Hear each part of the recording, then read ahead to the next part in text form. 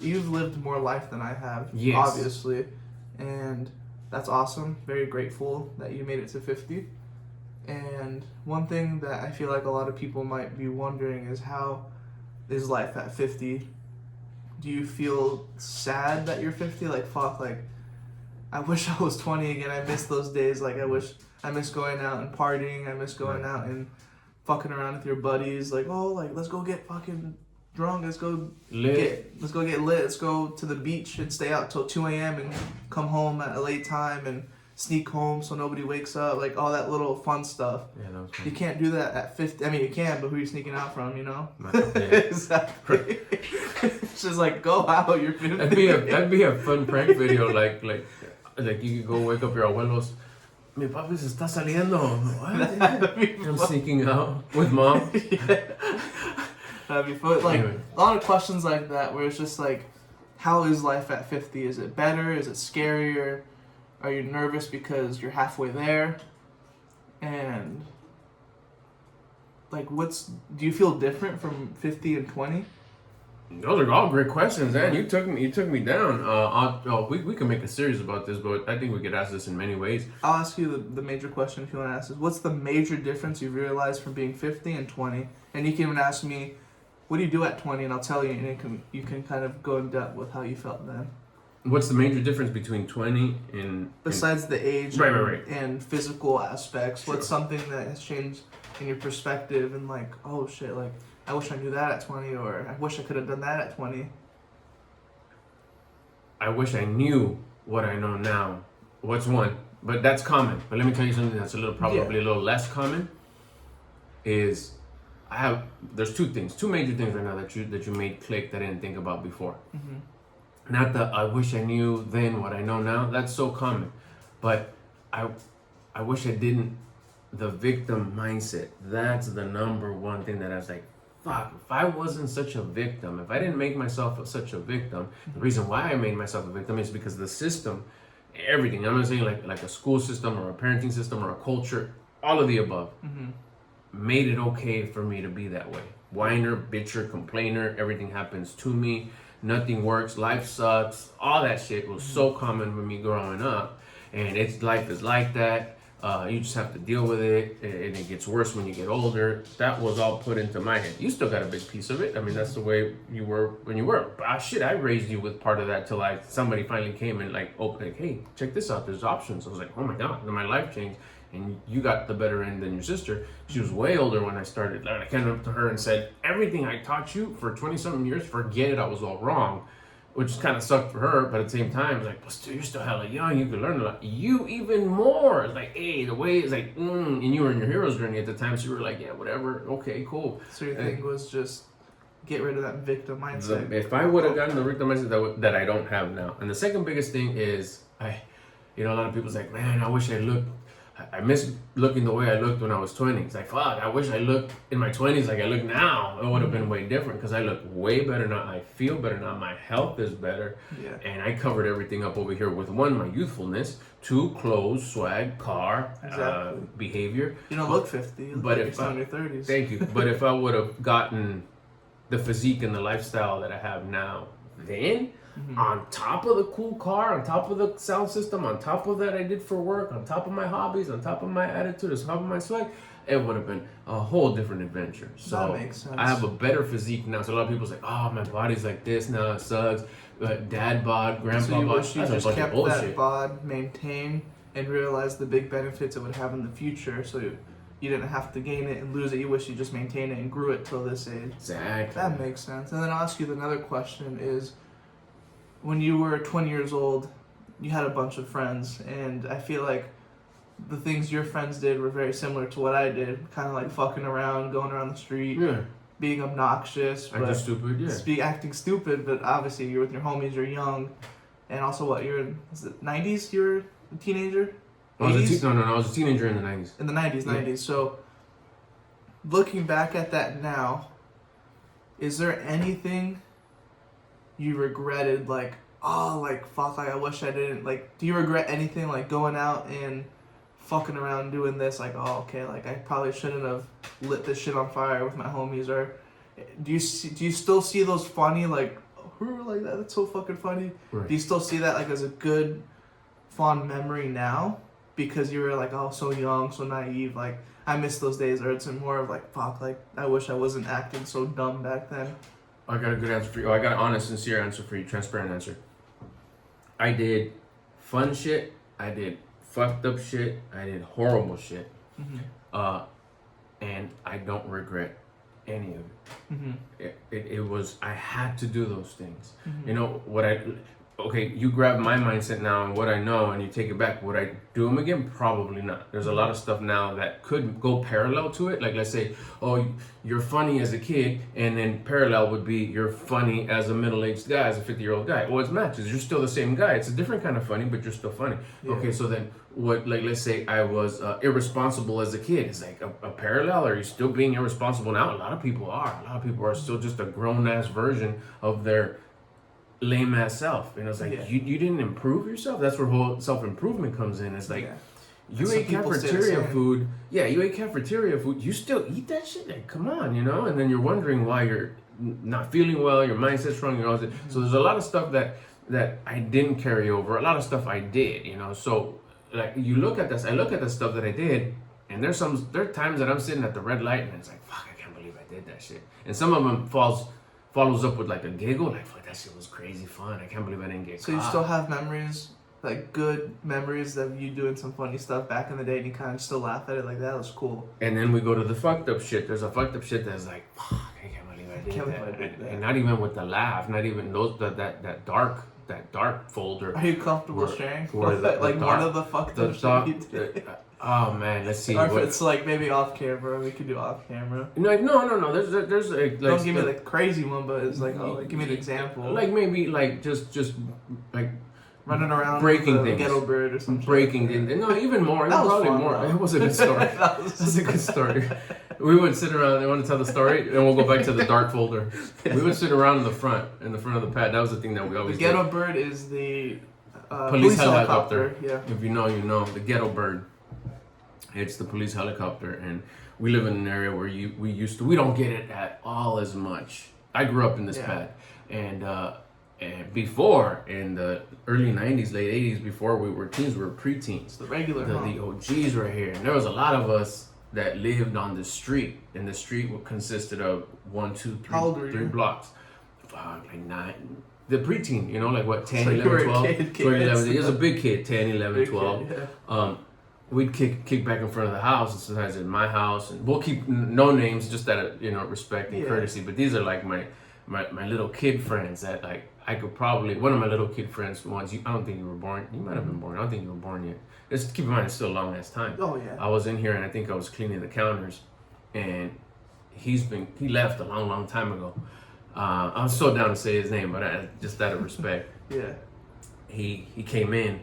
And he just said my name, and he said, this is what he used to call me because he wasn't fluent in Spanish. He just said, but he would call me Albert, but he knew what my parents called me, which was Alberto. Yeah. So he would say it in his way. He was Puerto Rican. He'd say, Berto! And instantly my filters recognized him and said his name. Yeah. Get your ass in here, bro. Only one person in the world calls me that. And I got up, opened the door, and sure enough, he was right there. Right there, that's cool. So those OGs. Yeah. And some of them we still connect on Instagram. Anyway, we used to kick it right here in the front. And just did not make the story that long. And I was telling him the story recently, and the ghetto bird would come in like full on light and just looking for somebody. He was looking, some sort of a suspect, some law abiding citizen. Super low to the ground too. Super low to the ground. The spotlight, which was cold white. Now this was before LED, so you know that thing was hot and bright, would cover the whole street from sidewalk to sidewalk. And in my street, you could have cars parked on the sidewalk, and 2 cars can still go across. Oh wait, no issues. So it was like 4 cars like that, and we would be 10 little kids deep in here. And this guy's looking and this, and all of a sudden we'd be like, oh shit, the helicopter. I think we call it ghetto bird back then. And we would on purpose just start running in all kinds of different directions. Trying to throw off, man. There's jumping fences, running in the park, climbing a tree, hiding underneath the jungle gyms right here, or the monkey bars, whatever, at the park. I live, corner to a park. It's all at the same time. Jump into the bed of the truck. Some of us would just start running in circles with their hands in the air, just being stupid, and the camera was just on all of us, like. The light was on you guys. Yeah, but it wouldn't have to go far before it'd cover all of them. We would get a kick on how long can we keep the ghetto bird on us before he'd realize that we were the last thing he was looking for. And then, he was probably up there like fucking asshole. Guy got away, probably, and you're distracted. Throw off methods. Maybe that's just stuff that came in our DNA to just help the law-abiding citizens that are innocent into proven guilty in the system. That's funny. Look at. There it is right now. There it is right now. Right there. That's not effects right there. That's real life. So reason why we brought that story up is because it was around patrolling with the light down, and I was outside working out, and I'm like, how funny would it be if I pretend to like hide behind the car and see if he kind of puts his light on me, and then I'm like, okay, the last thing I need is for cops to roll up. And I told my dad, and he just started laughing. He's like, I got a story to tell you, and that was it. So going back to the dark folder, we'll just say, like, let's say you just hurt people's feelings really bad. Yeah. I remember that. I don't neglect it. I don't ignore it, and I get a lump in my throat every time I think about it. So it still sticks with you from when you were 20 to 50. 100%. Still in my late teens where I started, and now looking back, it's like, why did I do those things? Why was I so hurtful to people? I wasn't a physical guy. I wasn't a violent guy. I like to fuck around, but there's a lot of stuff that I hurt people's feelings, and I would like look back now. It's like, why did I do that? The reason now, knowing what I know now with the mental and the emotional and how we are as a being in existence, is that's why I push you and try to express it to you and to your sister so much, and anybody that follows me and jumps wants to like listen to what I have to say, is that was the lack of confidence. I had no confidence at all, zero. A lot of people say, oh, I have low confidence. Shit, I had negative confidence, and I didn't know that. So with confidence, how do you get confidence? You build your discipline. I had no discipline. I was running amok. I was just everywhere, and by doing these horrible things, it would give me this peak. What do they call it? That excitement, that like instant gratification. You get the adrenaline. You get that whatever feel good juice that you get, and I would mistaken that for confidence. It wasn't confidence. It was just an adrenaline spike. It was a feel good juice. It's like, yeah, okay, I feel loved. I feel cared for. And little did I know that in the long run, what I was doing is just like it was searching for that feel good. But in reality, well, I would get it, but then it would be just like an instant gratification. It was a short-term thing. It was a short-term thing, which is why I ended up in cycles. And sometimes it was, of course, I built up so much negative karmatic debt that every time shit would happen as I started growing up, especially when I started learning about self-improvement and like, oh boy, I got a lot of shit to pay for, and then stuff would happen and be like, okay, you know what? I want to pay for all this shit so you don't have to suffer it. If one day you have kids, they don't have to suffer it. Let me pay for all my shit as much as I can, hopefully everything, so I don't have to spill anything on for you and you. This is generational. And that's looking at the dark stuff. That's looking at the damn. But going back to your original question, do you like regret it?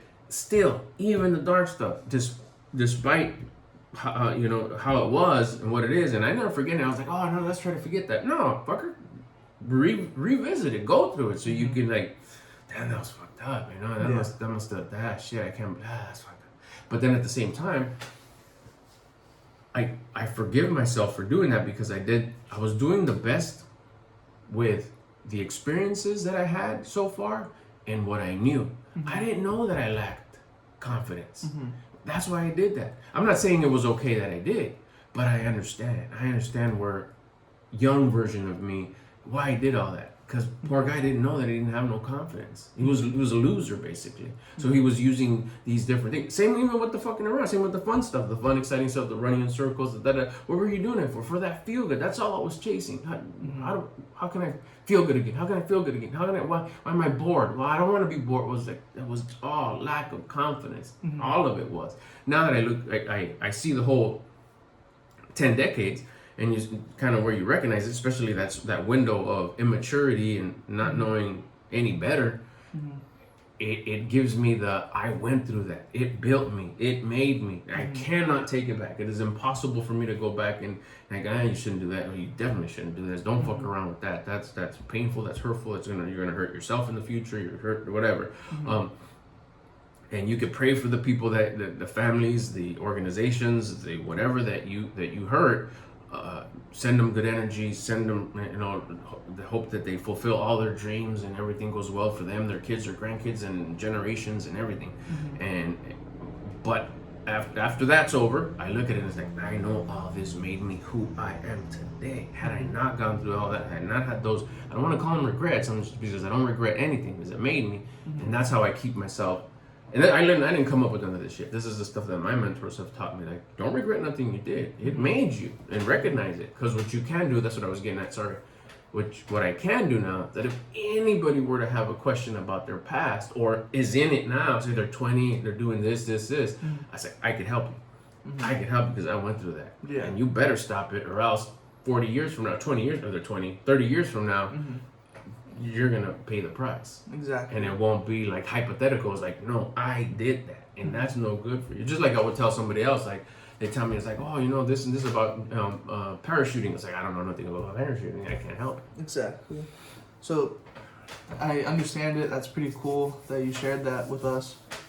And yeah, I agree.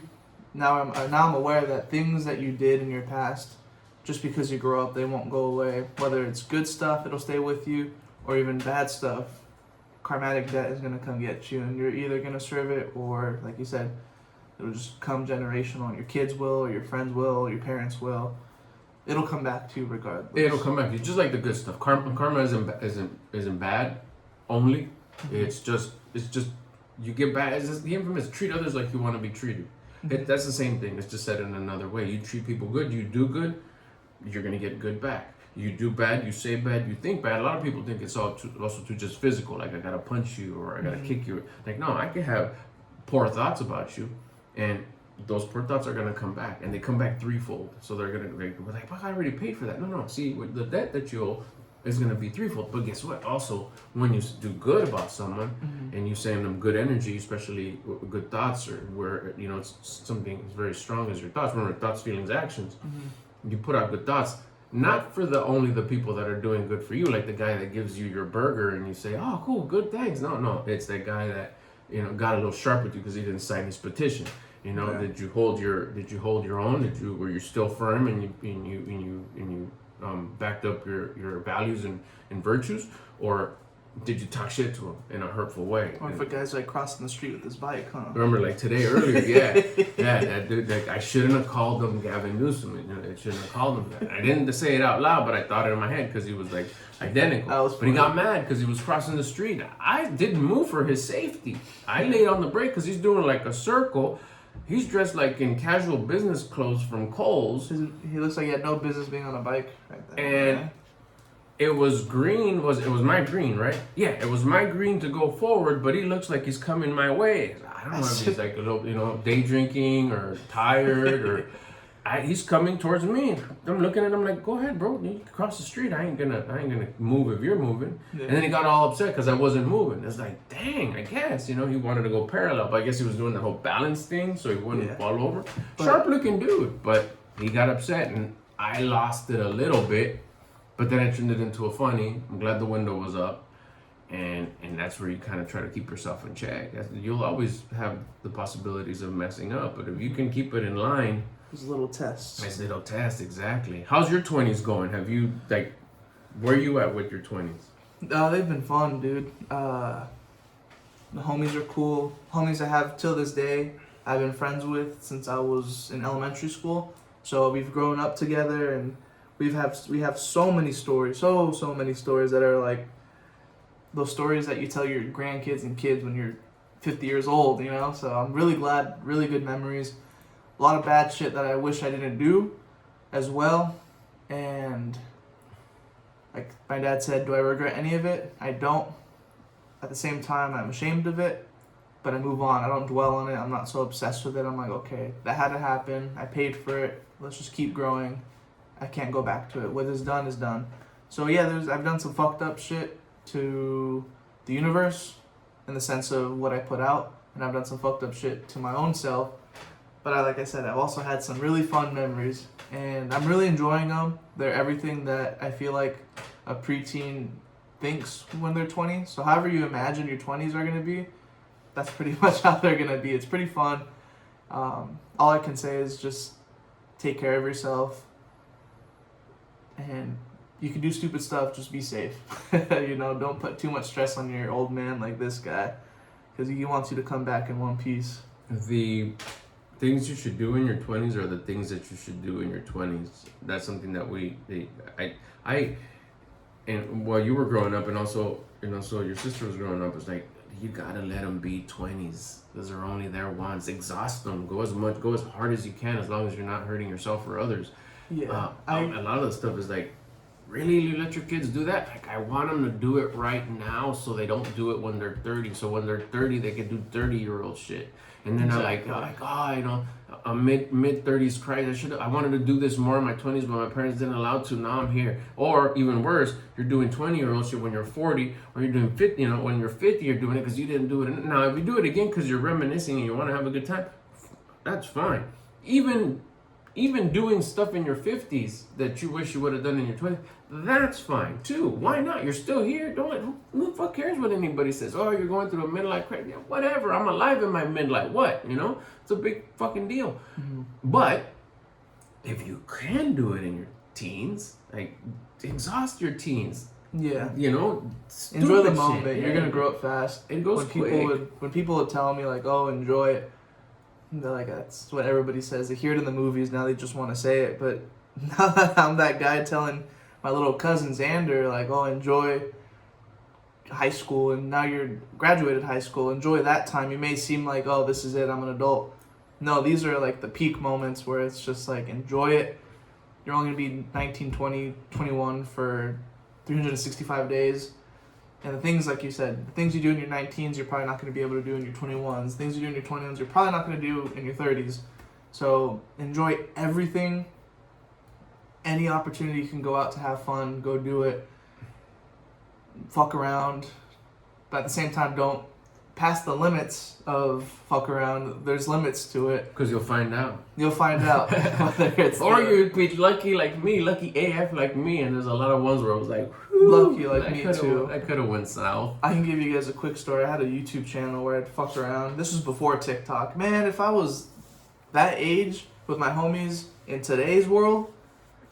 Oh man, if we had TikTok and Instagram in the 90s, I think he would have been famous from the fuck around shit he would do out there, and I definitely would have been down a different path. Anyways, a big thing that influenced me was YouTube. I only watch YouTube, so my homies and I think I got lucky on was, this is my favorite memory, was making YouTube videos with my buddies in high school, and I would fuck around and be like a fake Apple employee.